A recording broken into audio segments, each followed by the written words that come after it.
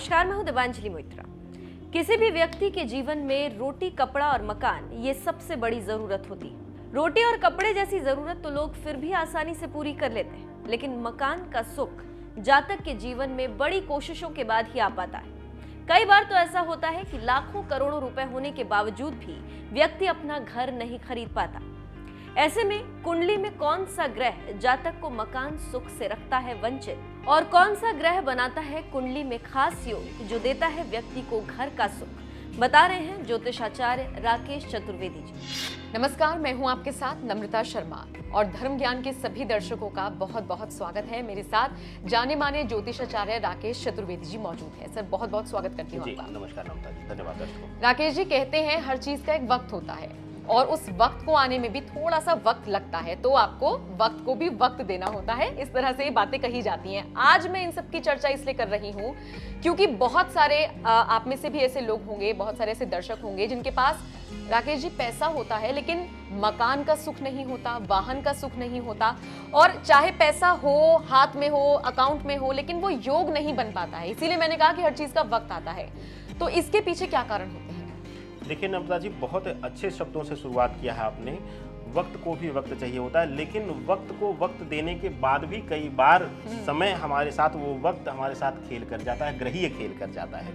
अक्सर हमने देखा है कि पर्याप्त धन होने की वजह से भी, और आप सुदृढ़ होंगे, मजबूत होंगे आर्थिक रूप से भी, लेकिन आप अंततः अपने लिए एक जमीन नहीं खरीद पाते या अपने लिए एक मकान नहीं बना पाते हैं। ये अक्सर हमने देखा है। हो सकता है कि रेयर हो कि हम सबके परिवार में भी कोई ना कोई सदस्य आपको ऐसा मिल जाए जो इस तरीके का प्रभाव से ग्रसित होगा। अब यहाँ पर ये प्रभाव कैसे आते हैं? पहली चीज तो ये सब कुंडली का ग्रहीय खेल है। देखिए, हम सब के जीवन में जो घटनाएं हो रही हैं या जो क्रियाएं हो रही हैं, उनके लिए कहीं ना कहीं हमारे ग्रह और नक्षत्र जिम्मेदार हैं, ऐसा हमारा ज्योतिष शास्त्र कहता है और हमने देखा भी हुआ है इस तरीके का। क्योंकि अब यहाँ पर शब्द आ जाता है कि हमारे पास पैसे हैं, हमारे पास खूब समय है, हम मजबूत हैं, लेकिन फिर भी ऐसे विचार हमारे अंदर ला देगा, ऐसे चीज़ें हमारे अंदर ला देगा कि हम नहीं खरीद कर पाएंगे। हमारे साथ एक बहुत जाने माने आपके मीडिया क्षेत्र के ही हैं शख्सियत, और वो हमारे पारिवारिक स्तर पर जुड़े हुए हैं। तो उनकी धर्मपत्नी लगातार उनसे प्रेशर बनाती कि एक मकान ले लीजिए, अच्छी खासी सैलरी है उनकी, लेकिन वो कहते हैं कि नहीं जी, उनकी सोच ऐसी हो गई है कि नहीं, हम किराए के मकान में रहना ही अच्छा है, मेंटेनेंस वो कराता है, हमें टेंशन नहीं लेना है। तो इस तरीके की उनकी सोच बन गई है। तो अब उनकी सोच को हम नहीं कुछ कह सकते, धन है, सब कुछ है, लेकिन वो इस शहर में एक मकान अगर उनके भाग्य में नहीं है, उनके ग्रहीय अनुसार नहीं है, तो वो नहीं कर पाएंगे। यही एक कारक है कि यहाँ पर ग्रह पूर्ण रूप से खेल करते हैं नम्रता जी। धन होना सारी भौतिक सुख सुविधाओं का कारक नहीं माना जाता है। कई लोग ऐसे होते हैं कि अकाउंट में करोड़ों रुपए पड़े हों, घर में गड्डियां पड़ी हों, लेकिन उनको कोई भी भौतिक सुख सुविधा नहीं मिल पाती है। ये सब ग्रहीय खेल अपना खेल करते हैं, अलग अलग भाव में, अलग अलग ग्रह के साथ बैठकर। अब यही तो सवाल है मेरा कि फिर ऐसे लोग कब घर प्राप्त कर सकते हैं, कब जमीन के ये मालिक बन सकते हैं, और इस कड़ी में हमें वाहन को भी जोड़ देना चाहिए। मैंने बहुत सारे लोगों को देखा है, रोजाना वो 100-150 रुपए मेट्रो में खर्च कर देंगे, बस में खर्च कर देंगे। मतलब अगर उतना पैसा वो बचा लें 2-3 महीने का, तो एक अच्छा खासा वाहन वो खरीद सकते हैं, बाइक तो खरीद ही सकते हैं। लेकिन नहीं, वो रोज ट्रैवल करेंगे, रोज उतना पैसा खर्च करेंगे और उसमें वो खुश रहते हैं। तो ये क्या योग बनते हैं, ऐसा क्यों होता है? देखिए नम्रता जी, मंगल ग्रह जो इसके लिए जिम्मेदार है, मंगल और शुक्र। मंगल किस लिए है?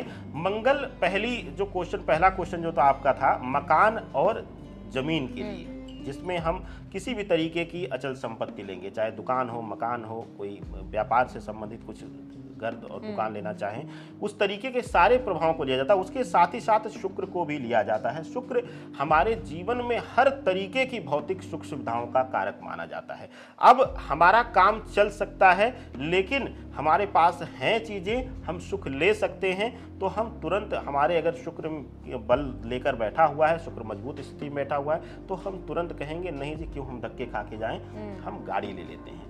लेकिन वहीं पर अगर शुक्र पीड़ित भाव में होगा हमारे पास करोड़ों रुपए पड़े हों, हम जेब में रख लेंगे, हम टैक्सी में बैठ जाएंगे, एक दिन जरूरत पड़ेगी तो, बहुत ज़रूरत पड़ेगी तो, नहीं तो हम मेट्रो से या फिर हम ऑटो बस में सफ़र करते हुए। ऐसा नहीं कि उसके पास धन नहीं है, ऐसा नहीं कि वो कर नहीं सकता है उस चीज़ को, लेकिन ग्रहीय स्थितियाँ उसको मजबूर कर देंगी, उसकी सोच ऐसी परिवर्तित कर देंगी कि कहीं ना कहीं वो इस तरीके के प्रभाव में आ जाएगा और वो नकारात्मक हो जाएगा उन चीज़ों से, उन भौतिक सुख सुविधाओं से। तो इस तरीके से ग्रह यहाँ पर खेल करते हैं नम्रता जी। सोच को अगर हम साइड में रख दें, जो लोग ग्रहों की चाल की वजह से ऐसा नहीं कर पा रहे हैं, इसके पीछे का कौन सा ग्रह कारक है ये भी आपने बताया कि थोड़ा सा मंगल का इस पर ज्यादा इफेक्ट होता है, लेकिन ऐसे लोग क्या करें कि मकान का सुख उनको मिल जाए? ये तो तय है कि वक्त पर ही उनको चीजें मिलेंगी, लेकिन वो वक्त कब आएगा? देखिए, वक्त को इस तरीके से लिया जा सकता है कि अगर उस समय अगर मंगल की महादशा उस इंसान की चल रही है, उस जातक की कुंडली में चल रही है, और मंगल अगर उसको नीच प्रभाव दे रहा है, तो आपके लिए अच्छा होगा कि उस समय मंगल की मजबूती के लिए उपाय करिए और उसको मजबूत करके उसको बल देकर स्थिति ऐसी आएगी कि मंगल और केतु की महादशा में ये संभव हो सकता है। केतु की महादशा में क्यों संभव होगा, अब यहाँ पर अनएक्सपेक्टेड हमने ये लाया है क्योंकि केतु भी गुप्त धन और गुप्त चीजों का कारक है। तो कई बार ऐसा कराता है केतु कि आप गुप्त रूप से खरीदकर बिना बताए ये चीजें करते हैं। मकान या दुकान से संबंधित, अचल संपत्ति से संबंधित कार्य केतु मंगल को बल देकर करवा देता है। कई बार हमने ऐसे लोगों को देखा है कि लोग सोच रहे थे वो हमेशा उसके अगेंस्ट रहेंगे कि नहीं हमें मकान नहीं करना, लेकिन धीरे से चुपके से खरीद के उनके अपने बच्चों तक नहीं पता रहता है और वो उसकी संपत्ति बनी रहती है। तो इस तरीके का केतु प्रभाव दिखाता है। लेकिन अगर कहीं से भी अगर जमीन जायदाद खरीदने में दिक्कत आ रही हो या अचल संपत्ति आपकी नहीं बन पा रही हो, तो वहां पर आप मंगल को बल दें, पूर्ण रूप से उसको मजबूत करें और वहां पर आपको शुभ फल मिलेगा ही मिलेगा नम्रता जी। बिल्कुल, उपाय भी आपने यहाँ पर बता दिया है, लेकिन जाते जाते एक सवाल आपसे और पूछना चाहूंगी। आपने कहा कि कई बार ऐसा होता है कि अपने बच्चों तक को पता नहीं लगने देते हैं, मतलब कि चुपके से चीजों को बना लेते हैं। तो क्या यहाँ पर मैं ये समझूं कि नजर दोष भी एक इफेक्ट होता है कि लोगों की हाय बहुत पड़ती है, टोक बहुत लगती है, तो उन अपने बच्चों के लिए तो खैर नहीं कोई ऐसा सोचता है, लेकिन दूसरों की नजर बहुत जल्दी लगती है कि फला आदमी ये चीज लेने जा रहा है, तो क्या हम नजर दोष को भी एक रीजन मान सकते हैं?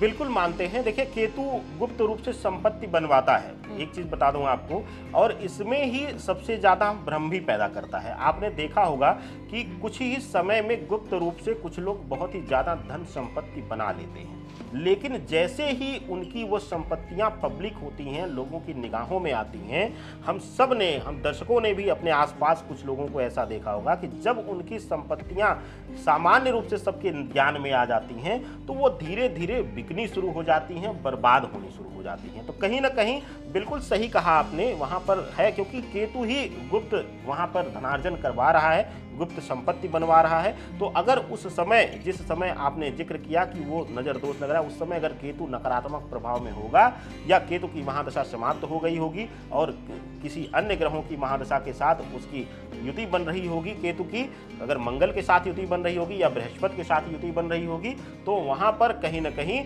वो समाप्ति के स्तर पर ले जाएगा और करोड़ों रुपए की संपत्ति हो, हजारों आपके प्लॉट हों, फ्लैट हों, वो बिक कर शून्य हो जाएंगे। इस तरीके का प्रभाव हमने लोगों के जीवन में सामान्य रूप से देखा है नम्रता।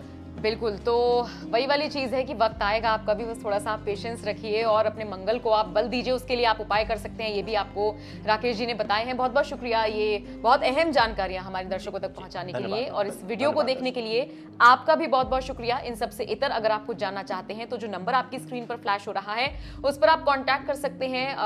अगर पॉसिबल हो तो आप अपॉइंटमेंट लेकर मुलाकात भी कर सकते हैं। ये वीडियो आपको पसंद आया हो तो इस पर कमेंट करके अपनी राय जरूर बताइएगा। नमस्कार।